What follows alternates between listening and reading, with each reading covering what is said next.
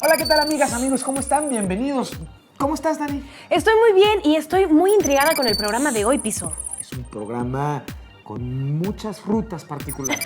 Así es, hoy vamos a hablar sobre las rutas comerciales y que también sirvieron como exploración del planeta Tierra. Porque hoy lo vemos muy sencillo y estamos muy intercomunicados, pero imagina una época en la que además de no tener tantas conexiones, el trasladarnos de un lugar a otro se hacía complejo y además tardado. Así es, y llevar todavía productos, eso los encarecía más. A lo mejor en esa época eran unos lujos inmensos que ahora vemos como la cosa más cotidiana del mundo. Eso me llama la atención. Hay productos que hoy usas de manera muy cotidiana y que antes eran el símbolo de estatus y de poder y de riqueza por lo mucho que implicaba hacerlos llegar. Así es, así que si quieren saber cuáles son las rutas más importantes que tenía el comercio antes, ¿cuáles son los bienes más valiosos en la Edad Media, por ejemplo? ¿cómo viajaban antes los comerciantes? ¿Qué beneficios nos trajo el comercio? ¿Sí ha cambiado el comercio actualmente? ¿Y cómo funciona hoy día apoyado por la tecnología? Pues entonces no se pierdan el programa porque ya comenzamos. Bienvenidas, bienvenidos. Vámonos.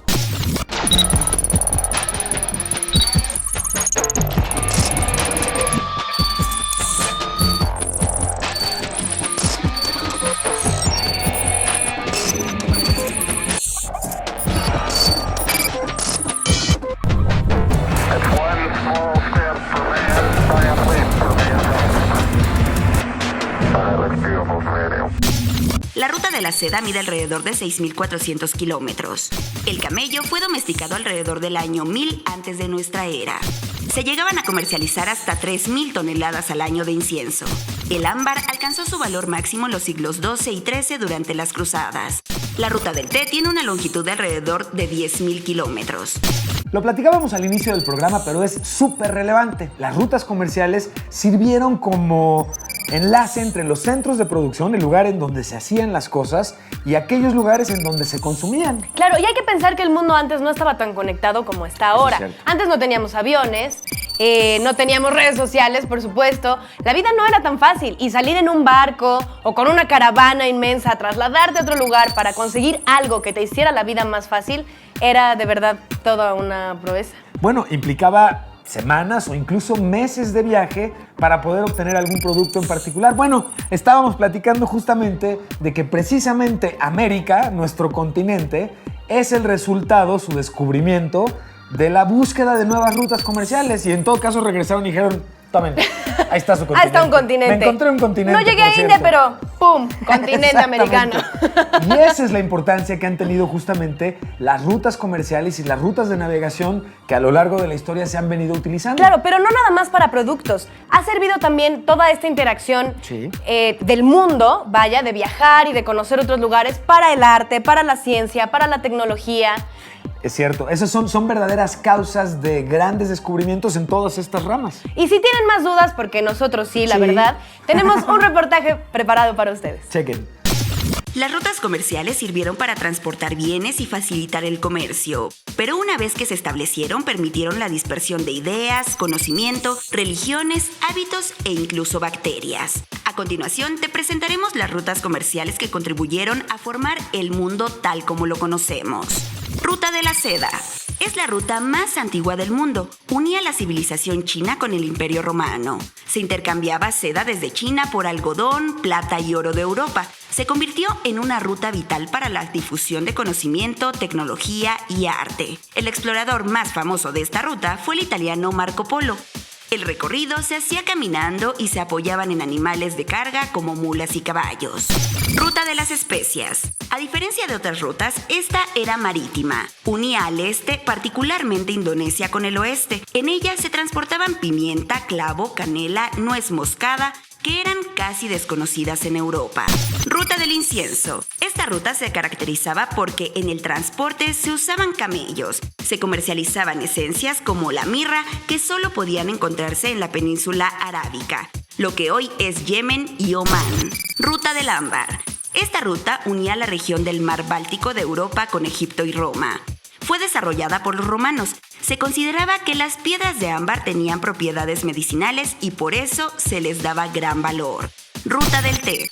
Esta ruta parte de la zona de montañas Hengduan en China. Pasa a través del Tíbet hasta la India. Se intercambiaban hojas de té por caballos que eran usados en la guerra y para carga. Esta ruta se reactivó en la Segunda Guerra Mundial, cuando los japoneses controlaban el acceso marítimo a China. Ruta de la Sal. Esta ruta partía de Roma hacia el mar Adriático, actualmente Croacia, Montenegro y Albania, para transportar sal. Otra ruta importante para el transporte de sal iba de Roma hacia la costa norte de Alemania. Ruta Trans-Sahara. Esta no era una ruta en sí, es un conjunto de rutas usadas por comerciantes para atravesar el desierto más grande del mundo. Se intercambiaban animales, oro, esclavos, sal. Esta ruta contribuyó a la dispersión del conocimiento árabe hacia Europa, particularmente las matemáticas. Ruta del Bronce. Esta ruta transportaba un elemento básico para la creación del bronce, estaño. Este metal era usado porque era más resistente, ligero y duradero que metales usados previamente. Esta ruta partía del sur de Inglaterra hacia la costa francesa. De ahí se distribuía hacia Grecia y el resto de Europa. Todas estas rutas ayudaron a configurar el mundo tal cual lo conocemos en la actualidad, desde el punto de vista de sabores, herramientas, ideas y conocimientos. Aunque ya no son usadas, todavía son muy importantes para nuestra historia. Ya lo estábamos platicando. Hoy utilizamos productos de manera normal, muy cotidiana, que antes eran productos o muy lujosos o muy costosos o ambos. Exactamente. De hecho, ¿has oído esta superstición de que si tiras la sal se te va la fortuna? Sí. Bueno, pues viene de esas épocas porque antes tener sal costaba mucho dinero.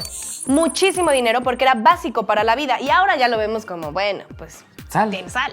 Ya lo entiendo, pero es que la sal en esas épocas fungía incluso como un conservador, ayudaba a que carnes y pescados pudieran, puestos en sal, conservarse más tiempo e incluso transportarse a otros lugares. Claro, porque antes no había refrigerador.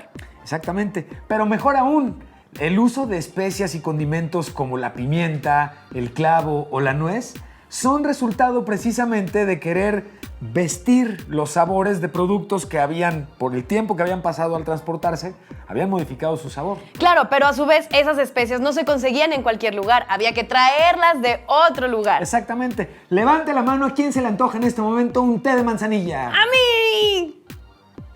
A quienes les gusta mucho el té, no podían encontrarlo rápidamente antes. El té era un producto muy lujoso y muy particular porque venían de otros lados las especias con las que se preparaba. Oye, pues qué bendición vivir en esta época Estoy de donde acuerdo. todo está a la mano. Un tecito de manzanilla, por ejemplo. Claro. ¿No? Exactamente. Imagínate un perfume, Pisu. Perfumes. Imaginen que no tuviéramos perfumes o ningún tipo de sustancia artificial olorosa. Ay, no. Qué feo. No, por ello la mirra Sí, no. y el incienso eran considerados un gran lujo porque vestían los entornos en donde eran utilizados, pero no se dan en todos lados. Claro, no se dan en todos lados y no es tan fácil. Exacto. Pero qué bueno que ahora tenemos muchas rutas comerciales y mucha facilidad para encontrar las cosas. Sí. Pero yo todavía tengo muchas dudas. Yo Pisu. también. ¿Qué te parece si vamos a entrevistar a un experto para que nos las aclare? Vamos a la sala de entrevistas de la nave de qué rayos de QR6, por supuesto, y preguntemos todo alrededor de estas nuevas rutas comerciales.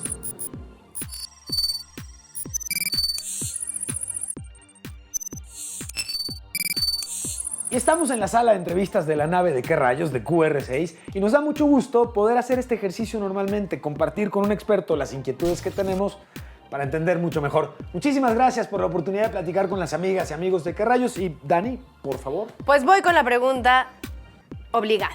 ¿Cómo cambió el comercio las fronteras del mundo? Bueno, las fronteras políticas tal vez no cambiaron tanto por el comercio, pero lo que sí cambió mucho fueron las fronteras entre las civilizaciones y culturas que debido a las actividades comerciales se relacionaron y entraron en contacto, y eso desde los inicios de la historia humana. Y sobre todo eso se intensificó en el siglo XVI, cuando los reinos ibéricos mandaban sus navegantes al mundo, y sobre todo para poder profundizar sus relaciones comerciales con las riquezas de Asia, sobre todo, porque Asia entonces en Europa tenía así la fama de ser la parte más rica y más opulenta del mundo, y los productos asiáticos fueron muy demandados en Europa. Y así llegaron también a América y de esta forma, en gran parte debido al comercio, las civilizaciones y culturas se vinculaban. ¿Qué tanto influyen las distancias en el valor de las cosas? Bueno, yo creo que las distancias a lo largo de la historia del comercio son el factor casi más importante, porque toda la actividad comercial depende en gran parte por los costos de transporte. Y históricamente el transporte era muy caro, sobre todo el transporte terrestre. Por lo tanto, el comercio de larga distancia era mucho más fuerte en épocas tempranas en el mar, porque los barcos transportaban de forma más barata por largas distancias. Esto, sin embargo, ha cambiado conforme la tecnología del transporte avanzó, y hoy en día diría ya no tiene mucha importancia la distancia, porque el transporte se ha vuelto tan barato que casi no tiene influencia ya en el precio final de los productos. ¿Qué tanto se ha modificado el comercio alrededor del mundo? El comercio alrededor del mundo ha cambiado mucho a lo largo de los siglos. Tal vez hay que insistir que la población global en todas las culturas originalmente era en su gran parte era agricultor. Quiere decir, la gente misma se produjo lo que consumía y solo pocas cosas se comerciaban. Ahí se agrega lo que ya hemos dicho, son los costos de transporte, y solo se podían comerciar por largas distancias cosas que tenían un alto valor, es decir, cosas de lujo, porque las cosas más baratas como el trigo o las otras cosas de la alimentación básica hubieran encarecido mucho. Y eso, ya he dicho, ha cambiado mucho. Como el transporte hoy en día ya no pesa, hoy en día se puede comerciar prácticamente cualquier cosa alrededor del mundo. Y la otra cosa es esa, que ya la gente, la mayoría de la población mundial ya no son agricultores, entonces todos se han convertido en consumidores de productos de comercio. Y en este sentido había un cambio fundamental, que todo se comercia, nosotros todos, hasta gente bastante pobre, consume productos importados, y eso antes no había. ¿A qué se debe que cosas como la sal y especias valían tanto antes y ahora no? Pues porque eran productos escasos, porque otro cambio que a lo largo de los siglos se ha producido es que no solo el comercio se ha intensificado, sino todos los sectores de producción, tanto en la agricultura como en la industria. Entonces, hoy en día, con la producción industrial en masa, tendencialmente todos los productos se han vuelto más baratos. La otra cosa es, como se produjo menos y se comerciaba menos, había cierta escasez de ciertos productos. Por ejemplo, en Europa originalmente había muy pocos productos que eran dulces. Y finalmente, ¿cómo influye el comercio en el conocimiento? Históricamente mucho, porque fueron los comerciantes que viajaban entre las regiones de la tierra, y por lo tanto fueron no solo los comerciantes, pero sobre todo comerciantes. Y los intereses del comercio también promovían que en muchas partes del mundo se acumularon conocimientos de otras partes del mundo. Entonces, en ese sentido, gracias al comercio, en gran parte por lo menos, conocemos mejor el mundo. La otra cosa es que el comercio era un estímulo para la producción en muchas partes, y eso hasta hoy sigue. Y por lo tanto estimula también el desarrollo de nuevas tecnologías y cosas de ese tipo. Entonces creo que el comercio siempre ha sido un estímulo para lo que se llama el progreso, aunque es un tema un poco complicado. Y eso siempre hay que reconocer. Bien, muchísimas gracias por la oportunidad de platicar con amigas y amigos de Qué Rayos. Hasta la próxima. Ahora vamos a un corte, pero regresando, sigue el experimento. ¡Sigue, Juanjo!